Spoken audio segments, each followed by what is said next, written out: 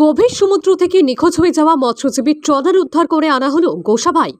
4 দিন পর এফবি নীলকণ্ঠ ট্রলারের খোঁজ মিলল সুন্দরবনের চাঁদখালি ফরেস্ট ক্যাম্পের কাছে।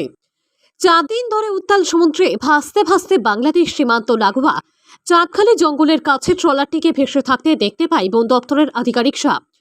অন্য একটি মৎস্যজীবী ট্রলারকে দিয়ে এদিন সকালে তাদেরকে উদ্ধার করে গোসাবা ক্যাম্পে রাখা হয়েছে বলে মৎস্যজীবী অ্যাসোসিয়েশনের তরফে জানানো হয়েছে।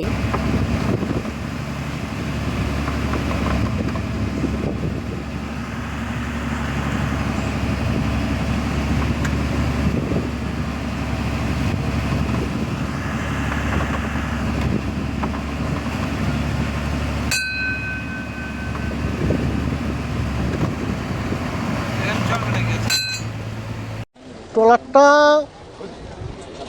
এই সময় চলে গেছে, তখন হাওয়া বাতাস কিচ্ছু নেই।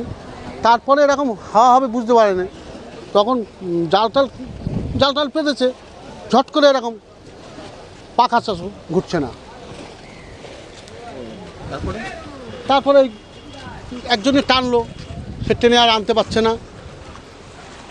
এখন কি ওদের কি খোঁজ পাওয়া গেছে? এখানেই আছে, পূবে চলে গেছে।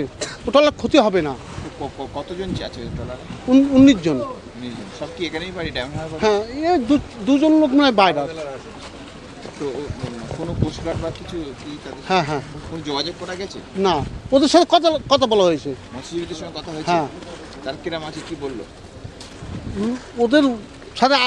ওদের সাথে পুরোই করা হয়নি, ওরা নিয়ে চলে গেছে বাইরে।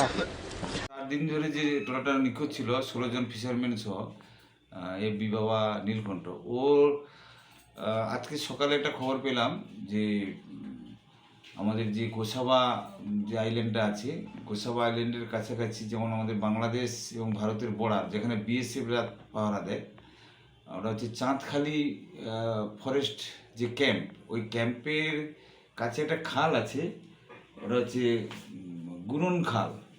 ওই খালেই ওদেরকে আমাদের ভারতীয় যে বিএসএফ, ওরা কিন্তু ওদেরকে সেফ জায়গায় রেখে দিয়েছে এবং ট্রলারের মাঝি স্টাফ এবং হচ্ছে আমাদের বিএসএফের যারা অফিসাররা আছে তাদের সঙ্গে আমাদের কথা হয়েছে, তারা সবাই সুস্থ আছে।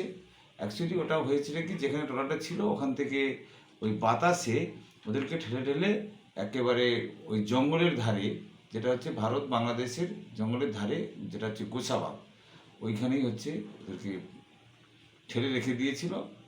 তো বিএসএফ এবং তাদের চোখে পড়তে তারা সেফ জোনে ওখানে রেখে দিয়েছে। তাদেরকে আজকে আনা হচ্ছে। হ্যাঁ, আমরা আবার ওখান থেকে, আমরা তো সমুদ্রে যে ট্রলারগুলোকে পাঠানো হয়েছিল তারা তো অলরেডি মুভমেন্ট করছিল, তো এখন তাদেরকে ওই দিকে যেতে না বলা হয়েছে, খবরটা দিয়ে দেওয়া হয়েছে। আমরা আবার এই দিক থেকে যারা এই জঙ্গলের মধ্যে যারা রাস্তা চেনে সেই সব মাঝিদেরকে আমরা চিহ্নিত করে তাদেরকে পাঠানোর ব্যবস্থা করছি।